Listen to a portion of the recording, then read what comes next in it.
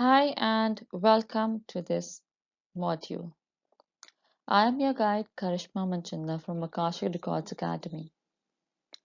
This module is particularly important as you're going to be exploring a lot more about who you are and why you chose who you are for this particular lifetime. The spiritual world is a highly organized place. Nothing happens as a coincidence. For the same reason, there is no surprise that when it comes to creating a soul contract, every being in the soul family has mastered the art of details, which includes you as well. Before coming into this incarnation, you have thought about it all, taken a deep look at what you want your life to be once you incarnate it as who you really are. Everything is considered, planned, and noted in your Akashic book. Your soul contract with so many other beings on the planet Earth will contain information from karmic agreements to body type to even personality traits. Here in this module, we will go through more extensively about this information that can be drawn from your Akashic records and why each of these is listed as an important thing that you must be aware of as you embark this new journey. Let's first talk about body. Your soul chooses a body it carries for this incarnation. Every body a soul chooses is a choice that it deems fit to experience what it plans to in this incarnation. There are many details in choosing a body. The soul chooses a body as an important component of its journey on this planet Earth during this particular lifetime. You're choosing to be a part of that DNA chain. You are agreeing to further develop that DNA strand specific to your family and your genes. Ancestral karma pours in. In every decision the soul chooses to live through, in every decision the soul makes, there is a karmic aspect to it. Your DNA will also carry additional karma. If the soul's overall mission and karmic lessons planned for the upcoming lifetime do not mesh well with the DNA of this karma, then the soul will choose a different body and hence opt for different ancestral karma. Ancestral karma carries attributes, beliefs, and even struggles passed down from your ancestors. Your soul has agreed to take on these limitations, but that doesn't mean that you can't clear them. Once you're aware about them, they no longer will suit you, as you will be able to heal yourself in level 2. Ancestral karma is a soul's acceptance to the bodily limitations as well as its strengths. Not all ancestral karma is negative. Your soul may be choosing a body because it is strong and resilient, and that the body will help the soul to obtain its overall purpose for this lifetime. Your body may choose to come into this world knowing it will have a particular disability. Sometimes also hard to believe that our souls consciously chooses a weaker or a difficult body to live through the lifetime. Having a body that gives soul certain limitations is an opportunity for the soul for great expansion. The soul can lead to learn many different lessons from needing assistance, feeling limited, or being humble. The fact that there is so many lesson plans that are incarnated along with the moment that you choose this particular body, your soul can learn from a limiting body that listing these would be too much to talk about. However, it is important for you to understand that every soul comes with its own understanding of choosing a body, and you can find out what that really means to you. In some cases, picking a body is directly related to a past life or a pending lesson from that lifetime. While many a times the body chooses a perfect tool for that soul to accomplish its life mission. So whether your body is that which is perfect or that you find maybe limiting in certain aspects, know that there is an important lesson and an important need of that particular body for the soul to obtain and achieve its life purpose for this particular lifetime. The reason why our soul chooses its current body is specific to that soul's need and its expansion to learn through the hurdles that body will bring along with the ancestral karma. Name. Name is yet another aspect that the body and the soul both choose before coming into this incarnation in the physical world. The body is considered before the name, but by accepting a certain body, the soul is already aware of the name attached to that body. What is left to select is the first name, because the later name or your ancestral name will come along with it. It may seem hard to comprehend that the first name that we carry was chosen by us and not by our birth parents. As much as we think that our parents have kept a particular name for us, it was the soul's choice to imbibe the energy of that particular name that comes along with it. The soul works in conjunction with other beings of light to pass on to the parents the desire for a specific name. It can be shown up for the parents in form of a dream or just knowing or feeling to have a name for the child. Some birth parents also struggle to choose a name. This is common occurrence when the parents aren't yet fully aligned with the baby's energies, which is yet to be born. This information will later be downloaded into the auric system of the parents so that the parents can finally decide and correct the name of the baby if they have chosen it otherwise. The name in conjunction with, for example, the first, middle, and last, all these names together put up the wholesomeness of the inherited karma for that particular soul. The soul searches for perfect alignment between the body, the name, and its mission. The mission here means the purpose of its existence in coming for this particular lifetime. The name is here to assist the soul in its human experience. Names are vibrations, they are energies. These names and the vibrations can add or subtract to the overall life plan, thus either limiting or supporting it in its journey.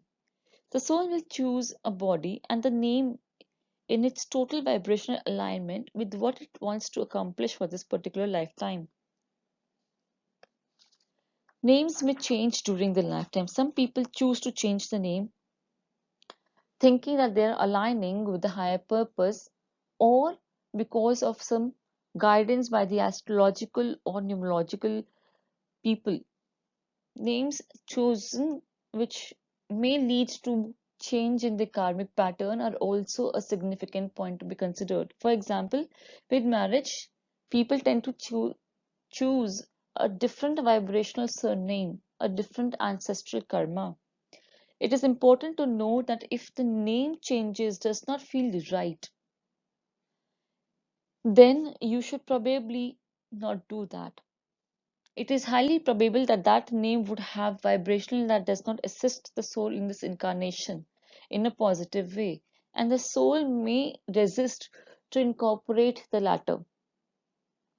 If a particular person is undergoing a name change and it feels positive about the change, it is highly probable that that particular vibrational frequency is matching to the soul's overall plan and helps it to move forward in the next chapter of its life.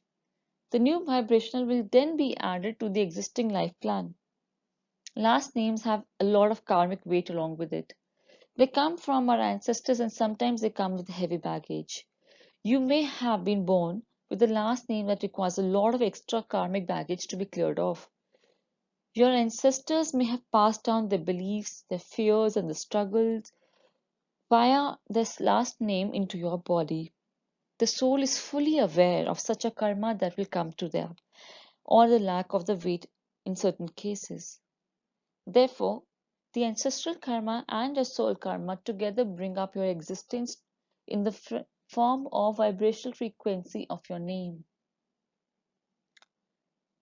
The next aspect that we will talk about is birth parents. Many of us struggle with one or both of our parents. There is no surprise to it. The soul takes into its consideration what kind of parents will I come to if I choose this particular body. Many a times the soul is very well aware of both the parents. Repetitive incarnations between these souls are commonly seen. Many a times these parents are chosen due to some pending lessons that are needed to be cleared. Sometimes the soul lessons are pending only with one parent, not with both. In such a situation, you will experience almost negligible presence of the other parent, even if they are alive. Sometimes this karmic lesson is pending for both. It depends upon your relationship in the past lifetimes with them. Every situation is different. Every soul is unique, and therefore the learnings are different. They all are on different paths.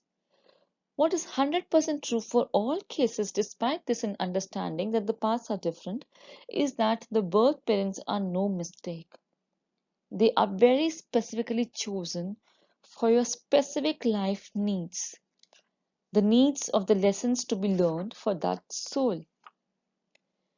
You may have been supported by loving parents who have helped you become a very well balanced human being. You may have parents who are inexperienced and taught to fend for yourself. You may have birth parents that you have never met before. In that case, the soul only needed the DNA or the karmic baggage that is going to be coming from that particular parents for its soul journey. The body from that set of parents is important in such cases. But it didn't really need to continue any relationship with them. The other aspect also is important here to be understood is that many of us carry some form of struggle, anger, or trauma against at least one of our birth parents. If this is your case too, releasing those negative feelings will be in your best interest. You must remember that your soul chooses these parents to obtain specific life lessons that you perhaps are not even aware of right now. But these life lessons have been chosen by the soul for an intended purpose so that it brings forward certain life experiences that are most necessary for your soul's growth and evolution. Once we heal them and release the karmic baggage against our parents, by releasing the negative feelings for those relationships that are important to us in form of our parents, we can also be more aligned with our soul path and also more aligned with the life purpose for this particular existence. The life will become better and smoother once we accept that we have chosen our parents for a particular reason. Holding any kind of negativity against our parents will only off balance us from our path. Choosing a particular country, and for that matter, choosing to be born in a particular religion also holds its importance. The country of birth is particularly of most importance. A soul chooses to be born as a citizen of a particular country. When it is born, it is understanding that by agreeing to be born in a particular country, you are also agreeing to help that country comply with its own life plan. Every country has a contract of its own. It has its own consciousness and therefore acts as an individual soul entity. When a soul chooses a body, it also chooses the country of the birth, fully knowing the country's contracts, the limiting beliefs, conditioning, religious backgrounds, and many other things come into the picture. In most cases, the soul has a particular plan as the country and would be aligned with that country so that both of them can mutually help each other grow well and become more aligned with the life purpose. If you do not live in a country you were born into, then the contract still continues. Your agreement is still valid and continues to be carried out. Moving does not mean that the pre agreed soul contract comes into a halt. Let me give you an example here. If an individual is here to help break down the social barriers in the country it chooses to be born into, then it does not mean that the individual will not be able to do that if he or she moves into a different country. Therefore, the individual will be in one of the countries where it had chosen to be.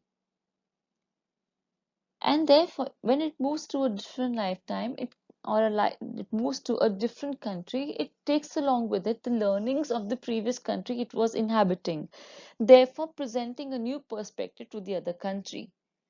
It is also possible that sometimes that we have chosen a particular country because we have lived several lifetimes there, either as a warrior or any other aspect of our existence. In such cases, the individuals may be moving to a different country to release a particular aspect of the soul contract or a particular aspect of the previous karmic baggage. Once cleared, they may come back into the host country.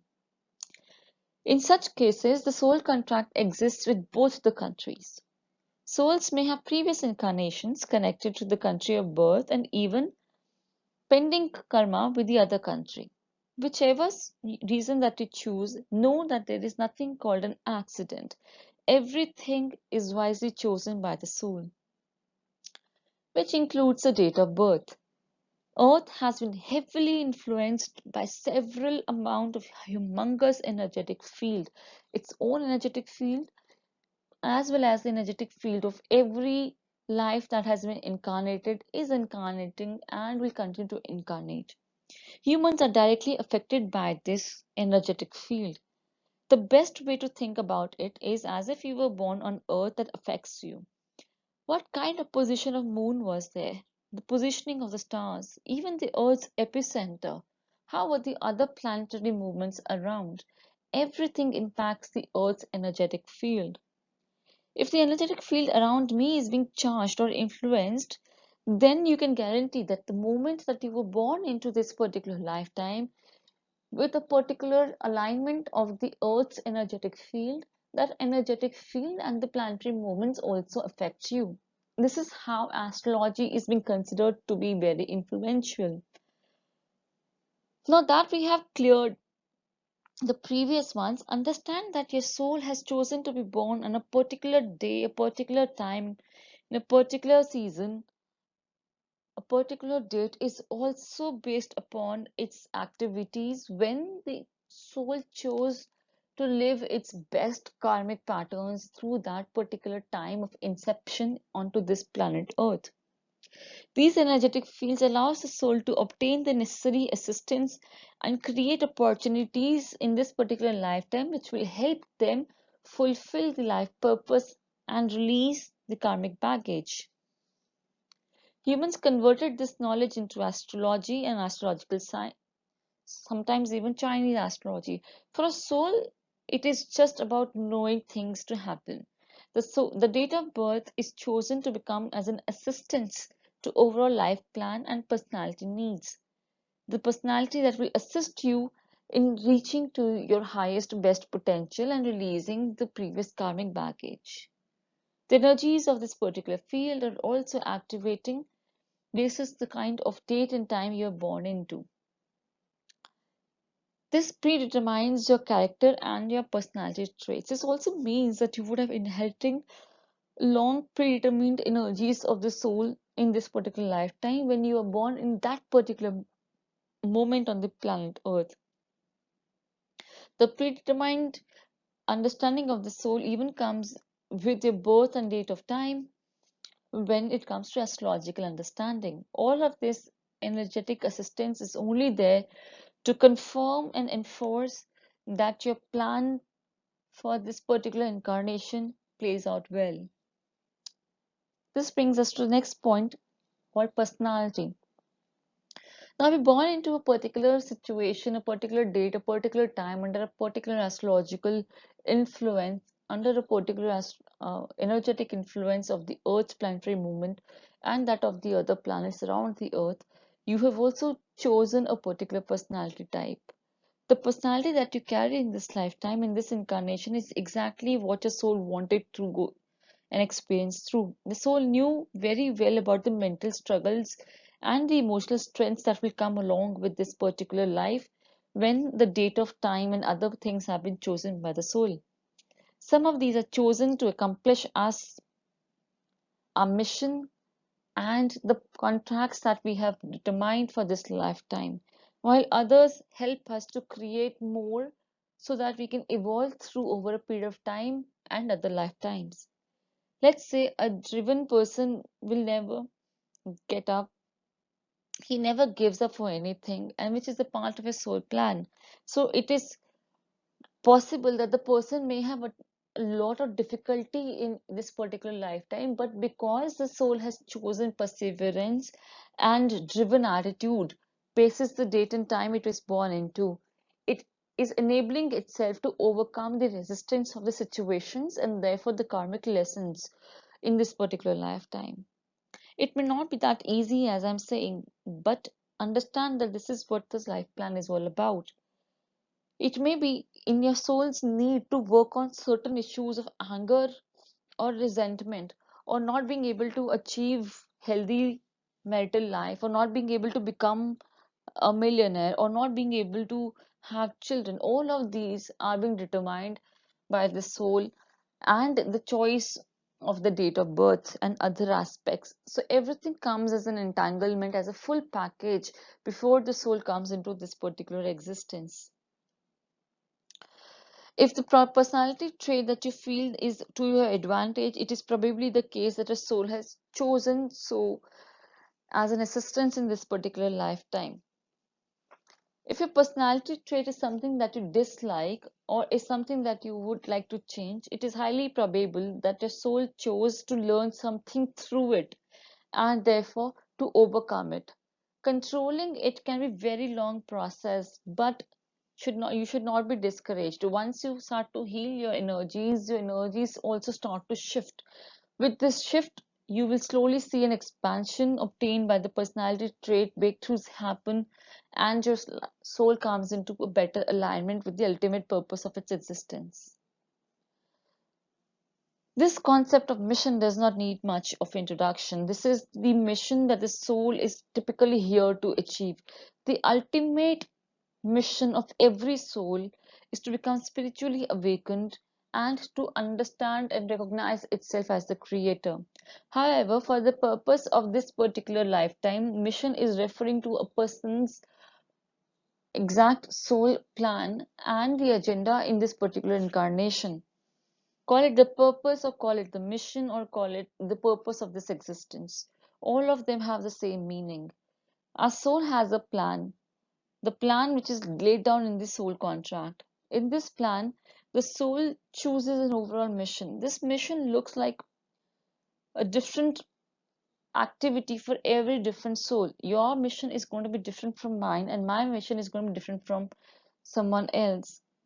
There may be one big mission and several small missions to be carried out, or there could be several small missions and no big mission. Irrespective of the fact, the mission itself is important. In either case, the soul considered it as a part of its soul plan, and every small, big, large, or very small, irrespective of the magnitude of the mission means that this has to be accomplished in this particular lifetime. Your question may be, what if I fail to achieve my mission? Most of the times, the souls are able to accomplish what they have chosen to for this particular lifetime. Souls generally do not tend to quit. However, because every soul has a free will, it can always choose to quit a lifetime. In such a case, if the mission or the soul purpose remains unaccomplished, it moves to the different lifetime, having to complete the same mission that it has chosen to for this lifetime as well. Now, it is important for you to understand the aspect of suicides and societal attempts. Some people feel overwhelmed and they give up to a particular situation. It is then that the soul chooses, because of its free will, to end that particular lifetime. So, unlike many of us think that suicide is an end to the misery, understand that you are likely to achieve similar or perhaps even more difficult tasks to overcome in the next lifetime. that remain unaccomplished in this lifetime that appear to be overwhelming to you. So when you move into the next lifetime, it becomes even more challenging. So even if you have a difficult lifetime, never think about committing a suicide, because that will make it harder for you in the next lifetime. Imagine it was already overwhelming for someone who chooses to commit a suicide, and added to that is the need to overcome and reject the choice of committing a suicide in the next lifetime when the situation may even become more difficult. So why to end up doing that? Another important aspect of suicide here to be brought about is that certain souls, by the virtue of the soul choice, also choose to end their life committing a suicide. In such a case, the soul has chosen to end the lifetime as such so that it can evolve through the experiences and the lessons of committing a suicide.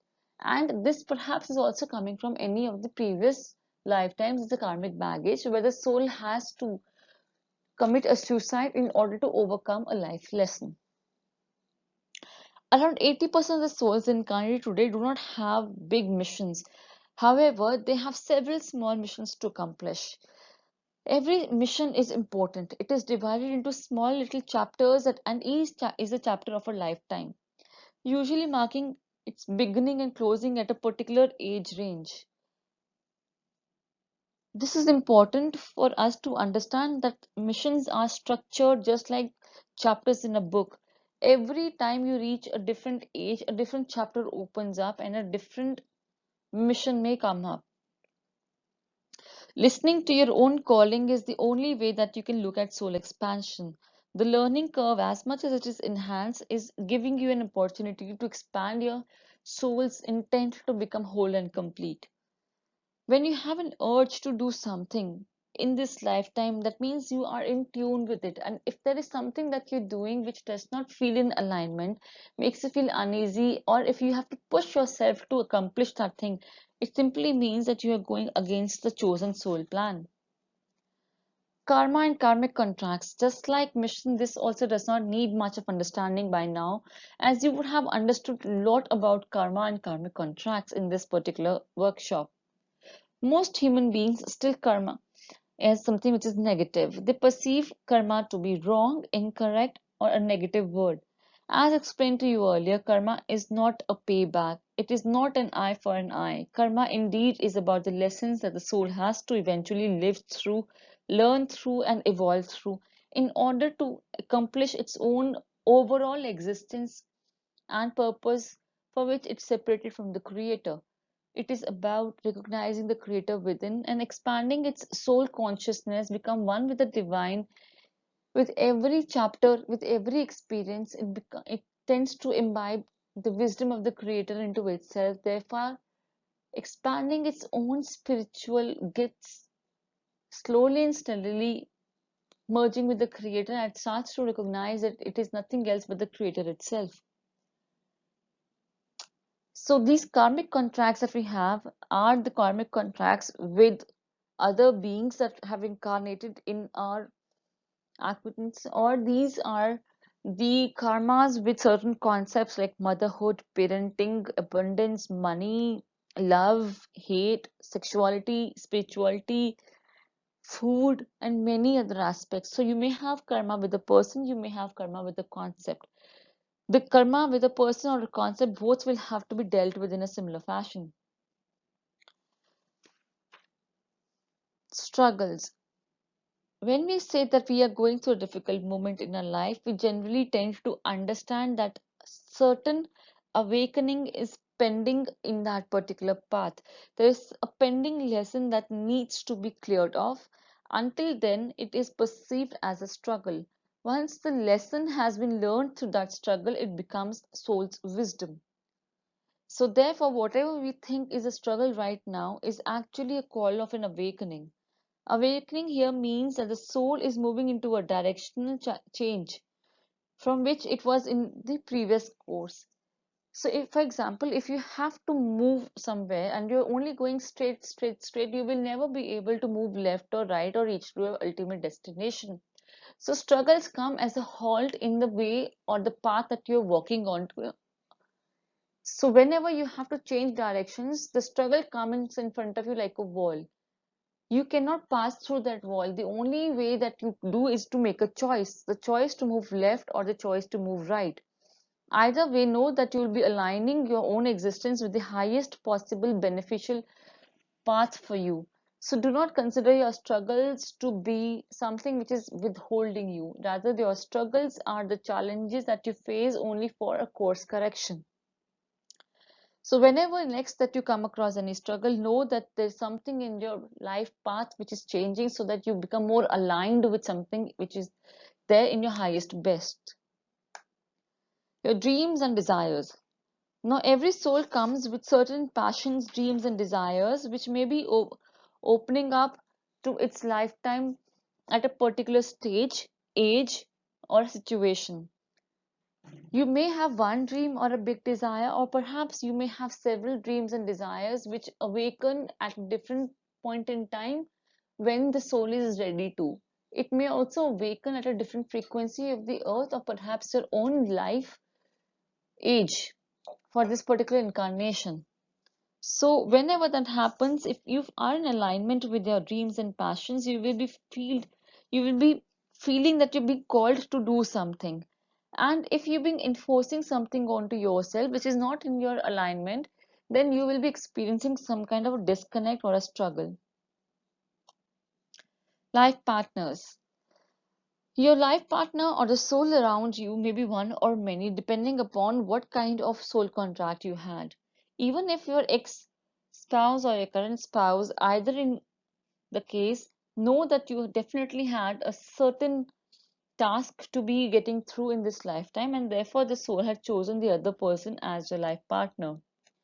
It is important for you to understand that life partners are your biggest mirrors. All that you initially thought that you will be able to accomplish when you thought of marrying a particular person, and you felt that the other person will be able to provide you all of that, and that is how you get into an agreement of marriage. But soon after marriage, after some time, all of the understanding, perceptions, and everything falls apart. The honeymoon period is over, and then you come in reality with the other person. This is the time where you start seeing the other person as your mirror. By this time, both of the energies have merged together, and your partner only is here to show you the mirror, to show you the things that you need to work upon, the aspects of your soul, the choices of the soul, and the karmic baggage that you're carrying that you're not able to see with your own self, with your own eyes. So the other soul acts as a mirror reflection. For example, if you end up fighting with a husband, saying that your husband is not loving you enough and you feel isolated even in the presence of your husband, that is the time that you need to get back into your Akashic records and find the answers as to why do I feel so. Many of the times, or the most of the times, the answers will be coming as if you are not being able to love yourself enough. Your mate is only here to project your own limitations so that you can see that coming in front of you as a remembrance that these are the areas that you need to work upon. So, as much as you feel that your life partner is not supporting you, it is important for you to go back into your soul, do some soul searching, and understand in which all areas of your life you are not able to hold yourself together, you are not supportive of yourself, and that you are not standing up for yourself. Those are the areas that you need to work upon. When you start to work upon those areas and heal those aspects of your life, slowly and steadily you will also find a change, or the shift in the energy of your partner as well. Lastly, we come to family members. Just like every other member that is coming into your existence, you also choose your family members. You choose the family members as a part of the pre-planned soul incarnation and is also certainly a part of your soul contract. You've agreed to share the DNA and the relationship with them. You may have a large family or you may have a small family, irrespective of the fact it remains so. Even if you do not have any other sibling in your family, it is important for you to understand that you chose the absence of your soul members. You chose the absence of your family members. And this will also be, there will also be a lesson hidden here. which you have to unveil so that you understand why you have chosen a life where you do not have any siblings. So understand that whether you have a pet or not, eventually the pet also starts to share the energies of the family. And if you have a pet, it also entails you to share your energy with the pet as well. So, for the sake of karmic releasing and clearing, even pets are considered a part of your soul family for this particular lifetime. I hope this lesson was essential and it has been able to provide you with the right kind of understanding that is required. This essential modality works on many different aspects, and it tends to give you the understanding that you have not been able to absorb from any other means. So I hope this module was informative for you, and I look forward to hear back from you with the exercise that comes along with this particular module. All the best.